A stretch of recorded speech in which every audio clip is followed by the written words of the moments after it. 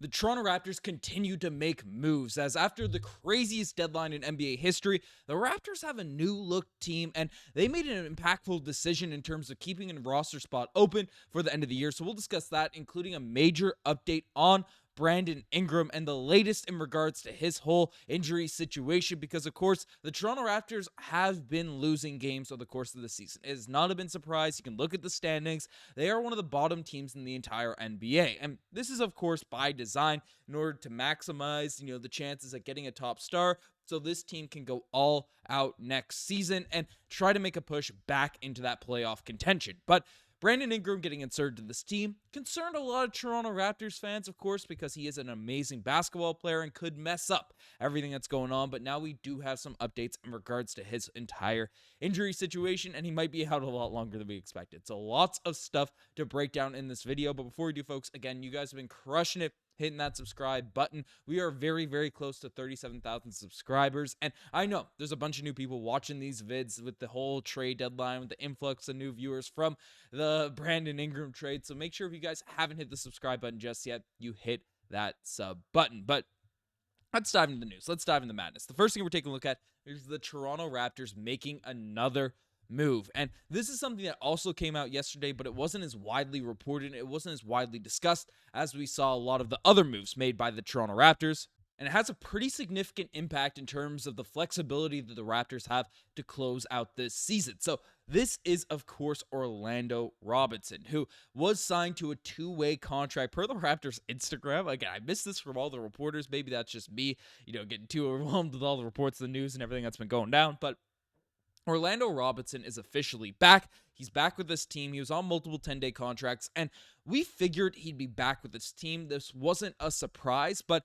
wondering whether or not it would be a full-out roster spot or a two-way contract was the real question, because this team, of course, had two open roster spots. They gave one of them to Jamison Battle, and then Orlando Robinson, given the fact Kelly Olynyk's gone, given the fact he's off the team, and there's less forward depth here now at this point, especially where Jakob Poeltl has been dealing with injuries over the course of this entire season.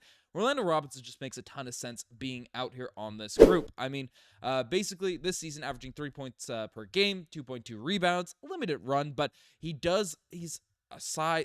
Has some size. He's a 7-footer, has longer arms. He has been randomly taking some 3-point shots with the Toronto Raptors. Again, 10% from the 3-point line. So it's not a high volume. It's not a elite rate, but he's a guy that's looks serviceable, and his impact hasn't really been felt out there on the box score, especially in regards to a lot of the games he's not playing a ton of minutes. But he's 24 years old. He has some high upside. He has long arms, and he's 7 foot. So he can come out, be a rim protector, definitely crash the glass, and just be an insurance big man. So the Toronto Raptors just don't look completely incompetent when Jakob Poeltl is injured and he is out of the lineup. He's a guy that I've been impressed with in his multiple 10-day stints, and he's not going to really affect the development because he can play, he might not play, and if he comes out and just really adds a little bit, because he looks fairly confident going out there around the basket and doing some different things out there in the paint, but he just hasn't really had that touch around the rim. He's been confident, kind of hoisting up some 3-point shots occasionally. So, it's just, if those start converting, then he's the guy that I think the Raptors, it's worth taking a flyer on for for the two-way contracts. Obviously, he signed a couple 10 days. So happy he's with the team. He has impressed over his stretch of games, but now this also means the Raptors can be players out there in the buyout market, can be players, in terms of the free agents that are there, and giving full tilt contracts to some of these vets that maybe, whether they have an impact this season or not, but next year could definitely be interesting players down the line. So let me know what you guys think of all of that. But the second topic of discussion, the second thing that we do have to take a look at, is a major Brandon Ingram injury update, because we know when the Toronto Raptors traded for this man, Brandon Ingram, there were some concerns. Anyone that was on Twitter, Reddit, wherever the heck you look at your Raptors stuff, our comment section, you saw that there were people concerned that Brandon Ingram would affect the tank that's been going on for the Toronto Raptors over the past year. And, of course, the team is looking to get Cooper Flagg, looking to get one of those top picks. So Brandon Ingram, being a guy that is very, very effective out there on the basketball court, would have an impact out there in terms of how that goes. I mean, he's averaging 22 points per game, 5.6 rebounds, 5.2 assists, 37% from the 3-point line. He's 27 years. He'd have an impact out there on winning if he is healthy. But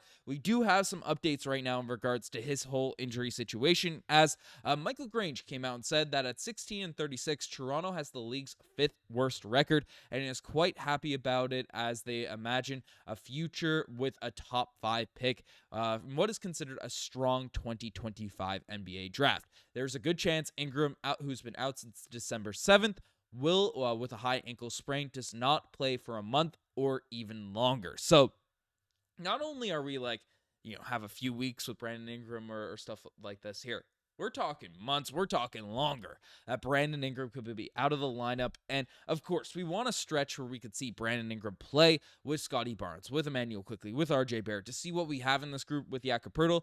But the team is clearly trying to bottom out. And the Hornets, Jazz, Pelicans, and Wizards seem to be like teams that could be in a similar boat, but the Raptors can creep their way down in the Tankathon standings after a really, really strong December.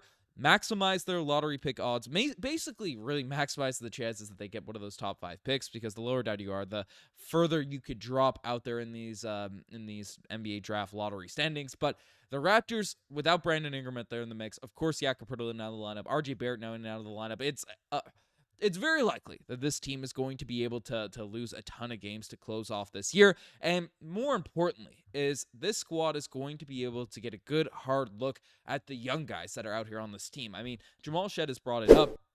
Essentially, it's a blessing. It's a learning experience getting out there and playing against all of these dudes in your rookie year, because a lot of times, these young guys, they get buried in the bench, they get buried in these things. And even with the Raptors, and Bruce Brown was here, Kelly Olynyk was here, these other vets that were out here in the lineups, Davion Mitchell.